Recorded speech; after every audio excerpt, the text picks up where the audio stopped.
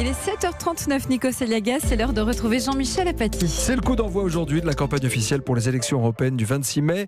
33 listes en compétition. Il y a une chose qui ne vous plaît pas. Ah oui, ça c'est sûr.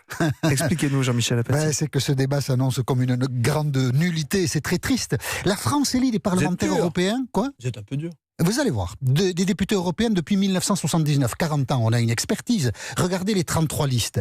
Il y en a deux. Celle d'Europe Écologie Les Verts, dirigée par Yannick Jadot, député européen sortant, puis celle de Florian Philippot, député européen sortant. Ce sont deux têtes de liste qui connaissent les problèmes de l'Europe. Les autres, les têtes de liste des autres partis sont là pour des raisons de politique intérieure. Déjà, c'est un dévoiement de l'élection européenne que l'on n'observe pas à ce niveau dans les autres pays européens. Le pompon au Rassemblement national.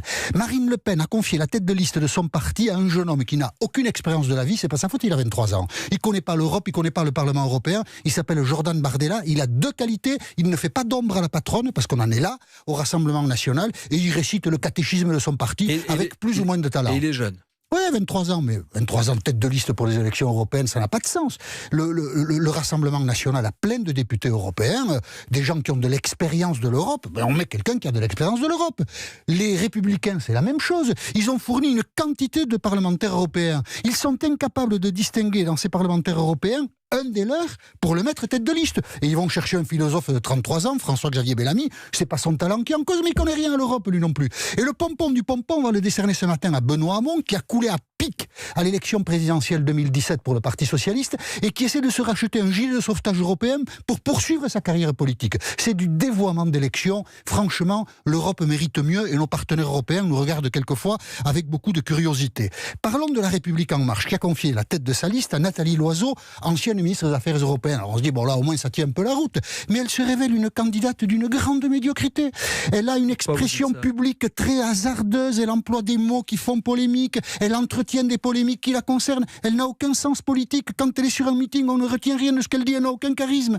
En lisant Le Parisien d'hier, c'est pas moi qui l'ai inventé ça. On a appris qu'Angela Merkel avait envoyé un émissaire à Emmanuel Macron pour s'inquiéter de l'état de la liste des de la République En Marche. Et le message d'Angela Merkel, c'est « mais il faut quand même envoyer des députés français pro-européens à Bruxelles. Ça va nous être utile. » On en est là en France. Alors la campagne va durer 3 semaines.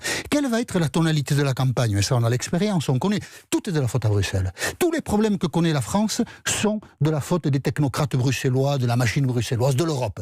Rien n'est plus faux. Si on a en France, par exemple, un taux de chômage important qui depuis 30 ans mine la cohésion sociale du pays, ça n'est pas la faute à Bruxelles, c'est la faute des dirigeants français. Si on a en France une dette qui menace de nous écraser, ce n'est pas la faute de Bruxelles, c'est la faute des dirigeants français. Et tout est à l'avenant. Tous les problèmes de la France sont liés au choix que nous avons fait depuis des années, et ça n'est pas la faute à Bruxelles. La vérité qu'il faut dire ce matin, puisque la campagne des Européennes débute, c'est que la France ne mérite pas l'Europe.